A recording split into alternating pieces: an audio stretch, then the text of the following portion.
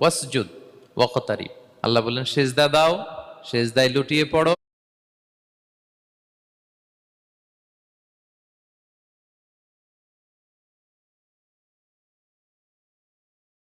নবী হে, আপনার উম্মতেরা যখন, আমার বান্দারা যখন আমার ব্যাপারে জিজ্ঞেস করে, আপনি বলুন ফা ইন্নী করিব, আমি খুব কাছে।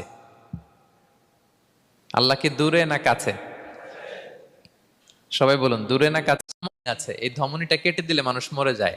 আল্লাহ বলে তোমার এই ধমনীর সাহারক তোমার যত কাছে, আমি আল্লাহ তোমার তার চাই আকরাবু ইলাইহি মিন হাবিলিল ওয়ারিদ। আমাদের এখানে গ্রীবাস্থ একটা ধমনী আছে, এই ধমনীটা কেটে দিলে মানুষ মরে যায়।